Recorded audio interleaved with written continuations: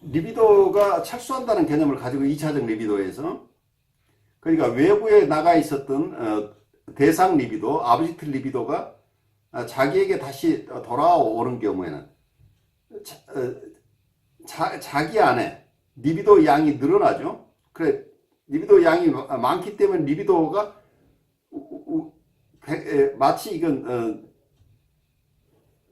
수력 발전의 어떤 개념이죠. 수력,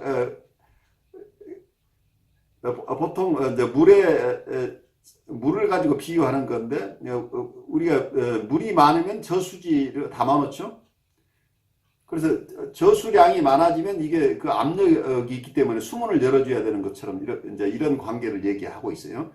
리비도가 너무 많이 축적되면, 프로이드의 이론 중에 어떤 게 있냐면, 리비도가 방출되지 않고 너무 쌓여 있으면 그게 불안을 가져온다고 봤던 초기 이론들이 있죠.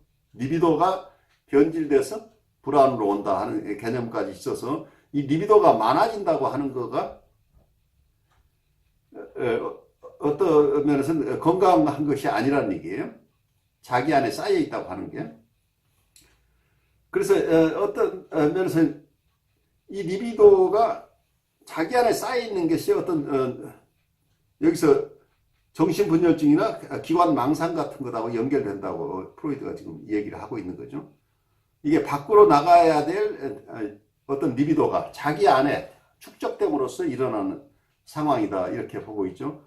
그래서 데밍업이라고 하는 개념을 그렇게 지금 쌓여있는 그 상태를 이렇게 비유적으로 설명하고 있다고 보면 어떨까 싶어요. 그래서 여기서 조현병 얘기가 나오는데, 정신분열증에서 프로이드가 봤던 것은 리비도가 철수되어서 리비도 양이 자기에게 가득 넘쳐나서 이게 병이 된다고 봤죠. 결국 다른 얘기를 하면 사랑을 너무 자기를 사랑했기 때문에 정신분열이 일어나고 그것 때문에 자기가 회복할 수 없을 만큼 데미지를 받는다, 이런 개념으로 갔는데, 이게 이런 설명을 애써 하고 있는데, 이게 리비도 이론 가지고 설명하고 있는데, 이 조현병을 연구한 여러분들 중에 현대정신분석의 스파트니스는 어떻게 얘기를 하냐면, 이건 리비도의 문제가 아니고 어그레션의 문제라고 봐요. 공격성이 외부 대상에게 가야 될 공격성이 그 외부 대상에게 가지 못하고 자기에게 쌓여 있는 거, 거기서 데밍업이라는 개념을 써요. 자기에게 공격성이 자기 내부에 축적돼서 이것 때문에 정신분열이 온다고 보고 있어요. 그래서 프로이드 어떤 스파티니스도 어떤 프로이드의 본능 이론을 버리지 않고 쓰고 있는데, 프로이드가 봤던 어떤 리비도 측면으로 설명하는 게 아니고, 같은 현상을 리비도로 보지 않고 환자가 가지고 있는 공격성이 바르게 외부로 표출되지 못하고 자기 안에 쌓여서, 이게 공격성이 자기 안에 가득 쌓여 있으면 어떤 결과가 오느냐면, 이 공격성은 본능이기 때문에 이건 어떤 방식으로든 힘을 가지고 있어서 이 힘이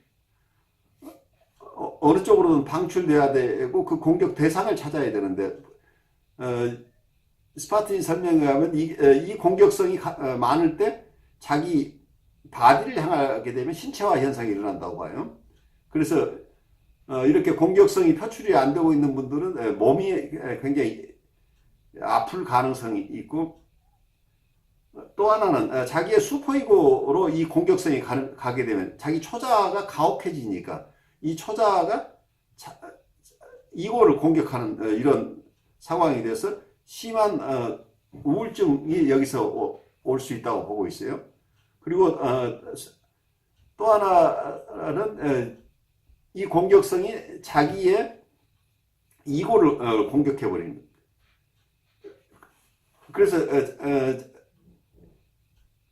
자기 안에 있는 이고의 펑션, 기능을 공격하게 되면은 이게 분열이 된다는 얘기예요. 그래서 이 공격성이 자기 안에 쌓이는 공격성이 제대로 건강하게 해소되지 못함으로써 신체적인 어려움이나 심한 우울증이나 분열증 뭐 이런 다양한 모습으로 오게 된다. 이런 증상들이 드러난다고 보고 있어서 이 본능 이론을 통한 우리의 질병 설명하는 방식이 프로이드가 하나의 가설을 가지고 있지만 다른 학자들은 또 다른 쪽에서 이 가설을 가지고 있다는 것을 이해하면 좋을 것 같아요. 그렇게 이해하시고 우리 그 다음으로 가볼까요? 그랜디오스 셀프로부터는 나중에 뭐가 발전한다고 보냐면 야망이 생긴다고 봤어요. 현실적인 어떤 자기를 무언가를 현실적으로 무언가를 이루고 그리고 어떤 포부라는 개념, 앰비션이라는 개념을 쓰고 있는데 그랜디오스 셀프가 나중에 발전해서 앰비션이 되고 이상화된 부모 원상, 그러니까 idealized parental imago라고 했던 거, 이상화된 부모 원상이 나중에 이고 아이디얼이 된다고 봤어요. 그러니까 이상화는 여기서 이상화된 부모 원상으로부터 나중에 원래 이상화된 부모 원상을 만들어낸 것 자체가 1차적 자기애로부터 자기의 실패에서부터 발생한 거기 때문에 궁극적으로는 부모에게 이게 리비도가 투하됐지만 결국은 부모가 점점 실망스러워지면서 현실적으로 부모로부터 실망하면서 자기가 다시 자기가 투하했던 리비도를 회수해 와서 이게 자기 이상이 된다 이렇게 설명하고 있는데 여기서 이상적 자아라고 하는 개념이 나오잖아요. 이 심리 내적 대리자 형성으로 대치된다. 과도한 자기사랑 여기서는 코웃은 여기서는 과도한 자기사랑이라고 돼 있는데 이 개념을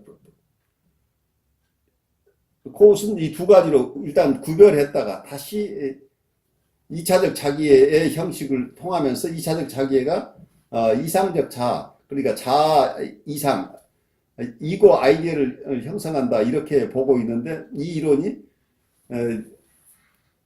코웃이 자기애적 구조를 둘로 나누어서 얘기를 하다 보니까 서로 다른 얘기 같은데 이걸 구별하지 않고 그랜디오스 셀프하고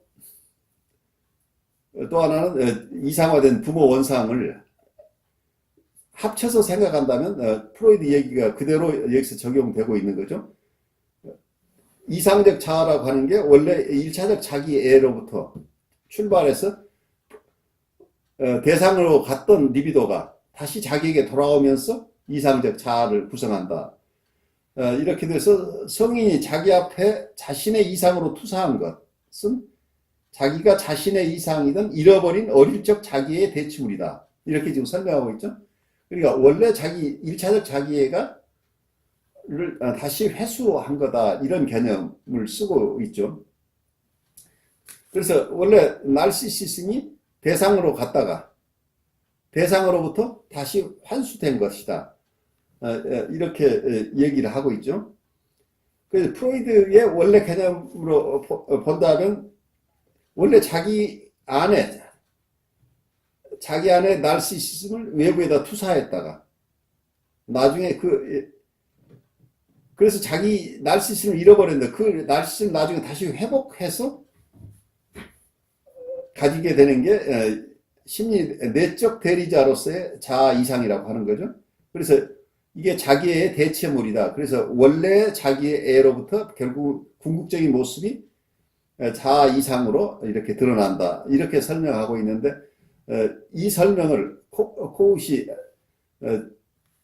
그냥 대상이라고 보지 않고 이 자기애적 개념을 좀 더 발전시켜서 이상화된 부모 원상과 그리고 과대자기 이 두 가지 구조를 세밀하게 설명해 내려고 하고 있었다는 거죠.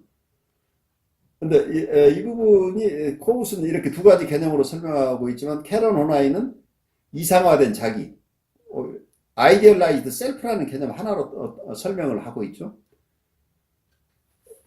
그래서 어떤 면은 근데 캐런 호나이는 이상화된 자기라고 하는 것을 하나의 신경증의 증상으로 보고 있어서 여기서 얘기하는 자아 이상하고는 구별되는 것으로 보고 있어요. 그래서 어떤 이 두 사람의 이론과는 다른 입장에 접근을 하고 있는데 이 코웃이나 여기서 프로이드는 다 리비도 이론이라는 것을 배경으로 설명을 하려고 하고 있는 것이고 캐런 호나이는 본능 이론이나 리비도 이론을 인정하지 않는 쪽에서 설명하고 있기 때문에 어떤 설명하는 방식이 다를 수 있겠죠. 그래서 코웃은 여기 프로이드의 초기 이론, 자기의 이론을 배경으로 해서 이걸 더 섬세하게, 더 넓혀서 자기의 개념들, 나르시시즘의 개념을 조금 확장해서 특히 자객적인 성격 장애자를 볼 수 있는 그런 툴을 만들었다고 하는 거죠. 그렇지만 그 기반에는 프로이드에 대한 철저한 공부를 먼저 하고 나서 프로이드의 이 초기의 나르시시즘에 대한 이론을 배경으로 자기 이론을 나중에 충분하게 발전시키는 밑거름으로 삼은 거죠.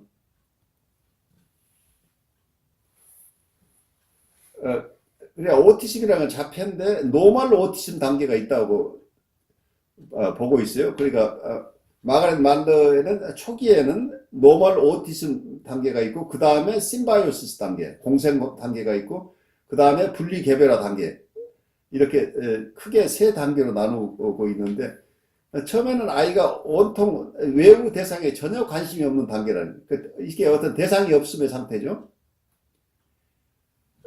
그러다가 그 기간이 지나면서 점차 외부 대상과를 이해하기 시작하지만 외부 대상을 독립된 대상으로 보지 않고 자기의 몸의 일부이거나 자기의 어떤 기능을 대신해주는 그런 존재, 그래서 독립된 대상이 아닌 자기하고 함께 사는 관계라고 보는 거죠. 그래서 공생 단계를 거쳐서 충분하게 심바이오시스가 일어난 이후에 분리 개별화가 separation, individuation and separation 단계로 이제 가게 된다는 얘기죠. 그래서 이런 단계에서 우선 특징적인 것이 아나 프로이드나 이게 마가렛 말러나 위니콧이나 코웃이나 마이클 벨린트나 이분들은 생애 초기에 일단 대상이 없는 상태가 있다는 걸 가정하고 있죠. 그래서 여기서 프로이드의 1차적 자기라고 하는 것을 서로 맥이 닿아 있죠. 초기에는 대상하고 상관없이 자기에게 모든 리비도가 집중되어 있다고 하는 것이기 때문에 우선 대상 없는 상태라는 이론과 이 두 가지는 같이 맞물려 돌아간다고 이렇게 볼 수가 있겠죠. 그런데 실제로는 다른 이론은 대상이 아주 초기부터 인식된다고 하는 입장을 가진 이론들이 있죠. 여기서 멜라니 클라인이나 로젠펠드나 또 시걸이나 안드라 그린, 컴버그 이런 사람들 얘기를 하고 있는데 아주 초기부터 우리는 대상이 있다고 보는 부분이죠. 그래서 처음에 우리가 셀프라고 부를지 이거라고 부를지는 학자마다 다르겠지만 이미 우리는 자기가 있다고 하는 얘기는 어때요? 한쪽에서는 자기가 있으면 대상이 있죠. 여기서는 대상이 아주 초기부터 인식된다는 입장은 무슨 얘기냐면 대상이 있다는 얘기는 한쪽으로 보면 셀프가 있다는 얘기죠. 자기가 있어야 대상이 있는 거죠. 그러니까 미약하나마 처음 태어날 때부터 대상과 자기를 구별해낼 수 있다고 보는 이론이에요. 그래서 처음에는 대상이 없다고 보는 이론과 대상이 있다고 보는 이론은 다른 쪽으로 얘기를 한다면, 셀프나 이고가 처음부터 대상이 없다고 하는 분들은 태어날 때 아이가 셀프나 이고라는 것을 가지고 태어나지 않고 있다고 보는 부분이고, 처음부터 대상을 인식한다는 얘기는 대상을 독립되게 인지할 수 있는 자기가 있다는 얘기잖아요. 그래서 자기라는 것이 그걸 셀프라고 이선을 구성을 하건 이고라고 구성을 하건, 우리는 이미 태어날 때 대상을 인식할 수 있는 그런 주체로서 태어난다고 보는 것하고 그렇지 않다고 보는 것은 굉장히 큰 차이가 있죠. 그래서 이 근본적인 차이로부터 우선 정신분석 이론이 크게 달라지고, 그러면서 치료 기법이 크게 다르다는 얘기예요. 그래서 지금 여기에서 나오는 이 개념의 차이는 앞으로 여러분들이 계속 공부를 하면서 이 이론가나 이 임상가는 어느 쪽에서 설명하고 인간을 이해하고 있는가 하는 것을 잘 보셔야 돼요. 캐런 호나이 같은 경우에도 이미 우리는 트루 셀프를 가지고 태어난다고 보고 있는 것이기 때문에 처음부터 대상과 자기가 구별할 수 있는 어떤 능력을 가지고 우리는 태어난다고 보고 있다고 이해할 수 있겠죠. 그만큼 아주 단순한 개념 같은데 실제로는 굉장히 큰 차이를 드러낸다는 걸 이해하면서 우리 발제자 그 다음 얘기 진행하시죠.